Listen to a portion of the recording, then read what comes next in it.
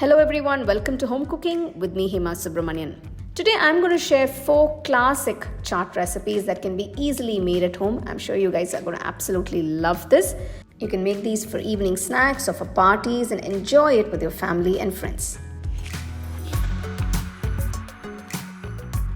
For the dokla, first I'm going to mix the batter. 1.5 cups of besan or gram flour. To this I'm going to add half teaspoon of salt, half teaspoon sugar, turmeric powder half teaspoon.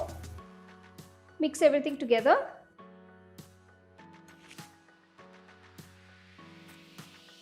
Gradually pour water to get a nice thick and creamy batter. Mix well so there are no lumps. It should be a nice flowing consistency, not too thin or too thick. Let the batter sit for about 10 minutes. While the batter is resting, I am just going to grease the tin with a little oil.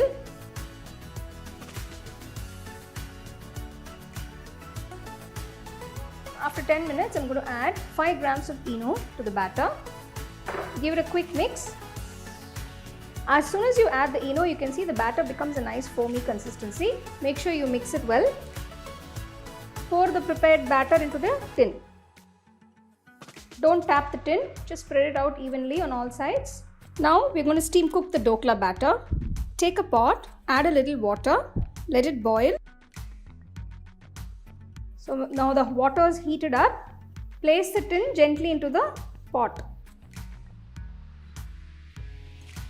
Close and steam cook for about 20 minutes on medium-low flame. I'm just going to insert a toothpick to check if it's cooked. Nice and clean, it's cooked perfectly. Take the dokla out, let it cool completely. Take a pan, pour 1 teaspoon oil to this. Add half teaspoon mustard seeds. When the mustard seeds start splattering, add 5 green chilies slit, a few curry leaves.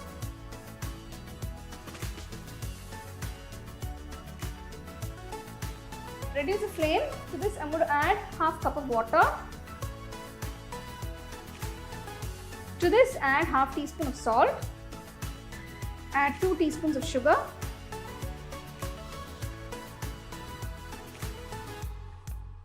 Once the water comes to a boil, turn off the stove. I'm just going to add a few chopped coriander leaves and squeeze the juice of half lemon.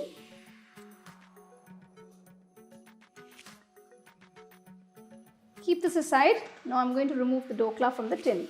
Gently tap the tin to release the dokla. I've just greased a little oil on my knife so that it doesn't stick when I'm cutting the dokla.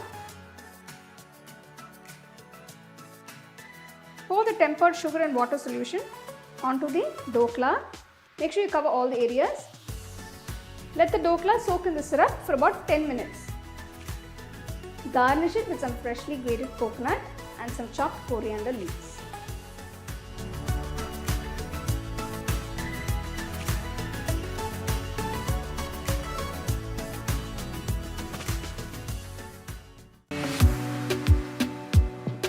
For the samosa, I am going to make the dough. For this I have taken 2 cups of Maida or all-purpose flour, half teaspoon of salt, 1 teaspoon sugar, half teaspoon Garam Seeds or Ajwain. Ajwain gives a good flavor to the dough. Next add oil 2 tablespoons. Mix the flour after adding the oil. I'm going to gradually pour a little water at a time. There are 2 points that you need to remember while kneading the dough. One is, don't add too much of water as you need a stiff dough for the samosas. And 2, once the dough is all well combined, stop kneading. So just brush a little oil on the dough ball to prevent it from drying. And let it rest for about 1 hour.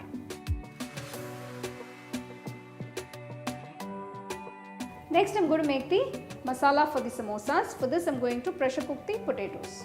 Add water to the pressure cooker.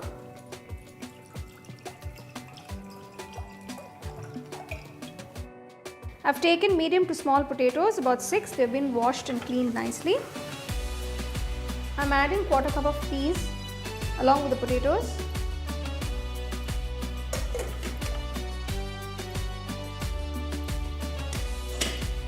Pressure cook for about 4 to 5 whistles on medium flame. The potatoes are cooked beautifully. Now I am going to remove them from the water, cool them completely. Remove the skin and cut them into small pieces.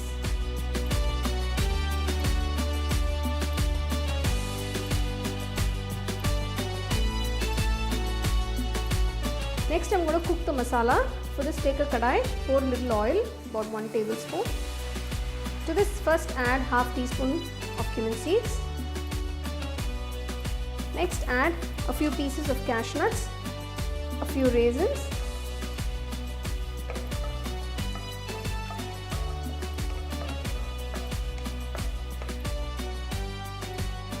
next add 1 medium sized onion finely chopped, 3 green chilies finely chopped. Saute the onions till they are a nice golden brown color. Next add 1 teaspoon of finely chopped ginger.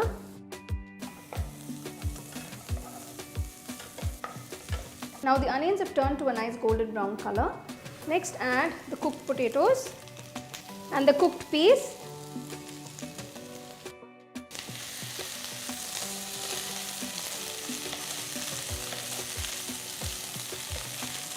Next I am going to add 1 teaspoon of Garam Masala powder, 1 teaspoon Chaat Masala powder, half teaspoon salt.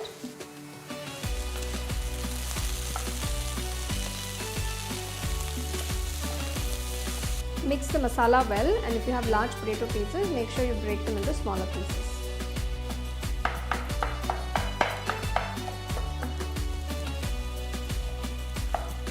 The masala has come together beautifully. Now I am just going to finish it off by adding some chopped coriander leaves.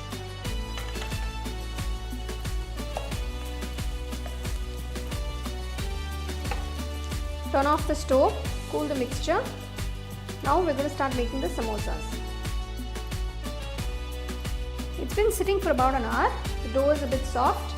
Just knead it for another minute.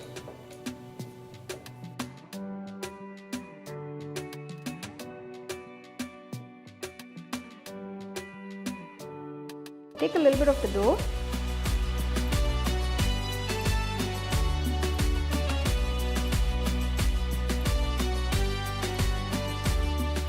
Take one of the dough balls onto the rolling surface. Close the remaining dough balls until you use them.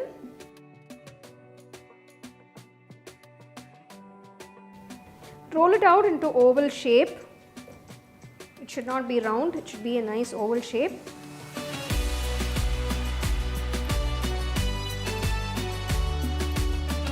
Cut this into half. Take one half of the rolled out dough. Dab a little water on the wider side of it. Fold it in, seal the ends, make a cone shape.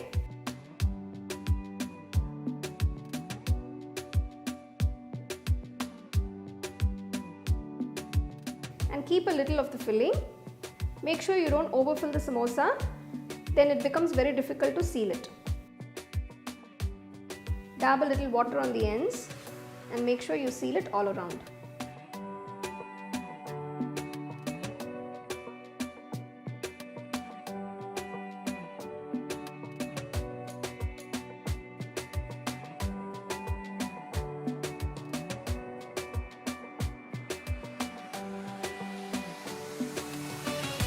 Heat some oil, keep the flame on low.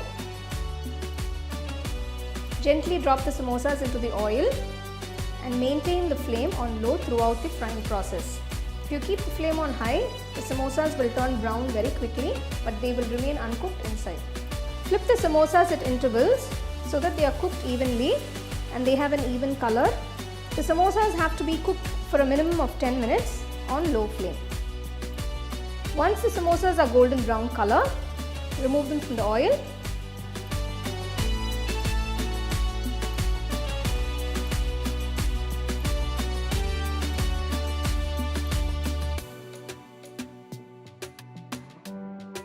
And serve it hot with some nice mint chutney by the side.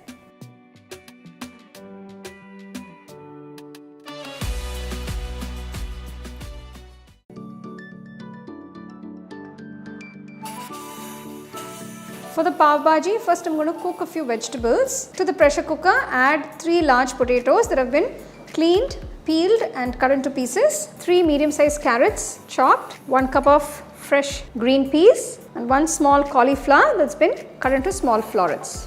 Season it with salt, ¼ teaspoon turmeric powder and 1 teaspoon Kashmiri red chilli powder. Add 2 cups of water. Close the pressure cooker and cook it for about 4 to 5 whistles on medium flame. So you can see the vegetables are cooked beautifully. Now I'm going to just mash it with a potato masher. So make sure the vegetables are nice and soft. So mash the vegetables nicely and keep it aside. To make the Pav Bhaji masala, I'm using this nice large iron skillet or tawa. To this I'm going to add about 100 grams of unsalted butter. So as you can see, I'm trying to actually recreate the street style Pav Bhaji masala. Next, add about 2 tablespoons of oil, 1 teaspoon of cumin seeds,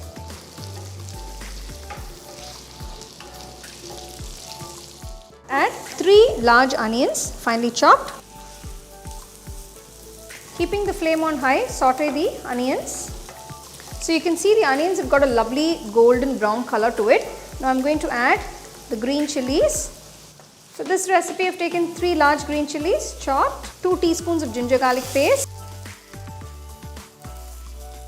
So after adding the ginger garlic paste, cook for about 2 to 3 minutes. Add 5 medium-sized tomatoes finely chopped. Next, add all the spice powders, starting with 1 teaspoon of salt, ¼ teaspoon turmeric powder, 2 teaspoons Kashmiri red chilli powder, 4 teaspoons Pav Bhaji masala powder. So you can adjust the spices according to the quantity of the masala that you are making. After adding all the spice powders, now I'm going to add 1 large capsicum that's been finely chopped. Cook for about 2 to 3 minutes. Add cooked and mashed vegetables. So mix it all in along with the masala. Next, add about ½ cup of water. Pav Bhaji masala is coming together beautifully. So I'm just going to mash the vegetables. So once you've mashed the vegetables, let it simmer for about 5 minutes. At this point, you can check for seasoning. If you need to add any salt, you can add that. So after 5 minutes, the Pav Bhaji masala is ready. So here are a couple of tips for you guys. So in case the masala becomes very thick, don't worry about it. Just add a little bit of hot water to get the right consistency. So usually in restaurants, the color is very rich and red because they add a little bit of food coloring. But when you're making at home, make sure you make with all the natural ingredients. So don't worry about the color. The flavors are more important. So the Pav Bhaji masala is done. Keep this aside. So now we're going to toast the pav buns. Take a tawa, just add a little butter, cut the buns into half.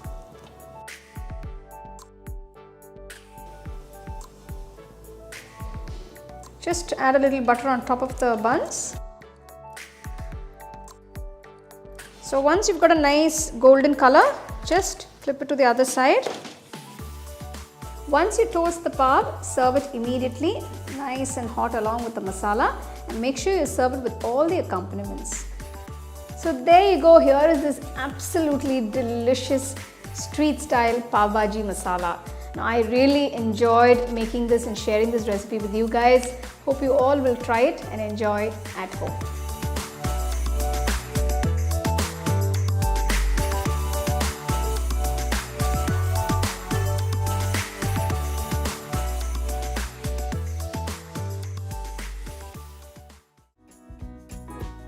For the masala powder, I've taken 3 teaspoons of cumin seeds, 1 teaspoon fennel seeds, a few cloves, 1 teaspoon whole peppercorns, 2 thin strips of cinnamon. So we're just going to dry roast everything. After about 2 to 3 minutes, turn off the stove. Cool the ingredients completely. Add 1 teaspoon of amchur powder, and about half teaspoon of black salt. Grind everything together to a nice fine powder. The masala powder is done. Remove from the mixer jar and keep it aside. For the mint and coriander chutney, I've taken a nice handful of mint leaves, half bowl of coriander leaves, 3 green chilies, a piece of ginger chopped, add the juice of half lemon and about half teaspoon of black salt or the kala namak. Just grind everything together. So I'm just adding about a teaspoon of water. Now that all the elements for the sandwiches are ready, let's start assembling the sandwiches. White sandwich bread, you can use any bread of your choice. Spread a generous amount of unsalted butter. You can also use salted butter if you like. Next, spread a generous amount of mint and coriander chutney evenly on top of the bread. Now place the boiled potato slices. Sprinkle some of the masala powder on top. Next, place the fresh onion slices. Sprinkle some masala powder on top of the onion slices. Spread more butter onto another slice of bread. Also spread the mint and coriander chutney. Spread some more butter on top of the slice of bread. Spread another layer of the mint and coriander chutney on top. Now place the fresh tomato slices and sprinkle it with some masala powder. Place some fresh cucumber slices. Sprinkle some masala powder on top. To the last slice of bread, spread some generous amount of butter and mint and coriander chutney evenly. So we're going to finish off by adding some grated cheese. So I'm using mozzarella cheese. You can use any cheese of your choice. Close the sandwich with the final slice of bread. Next, we're going to grill the sandwich. To a grill pan, spread generous amount of unsalted butter. Place the prepared sandwich on top. Brush some butter on all the sides. Grill it for a few minutes. So once it turns to a nice golden brown color on one side, gently flip it to the other side. Brush some more butter onto the pan. Brush the sides of the bread with some butter. So there you go, the sandwich is ready. Remove from the grill pan. Cut it into half and serve it hot immediately. Wow, look at those layers. They look absolutely fantastic. You can see the lovely chutney and the vegetables and the cheese. It's a perfect grill sandwich. So there you go. Here is this delicious Bombay style grill sandwich, which is a must try.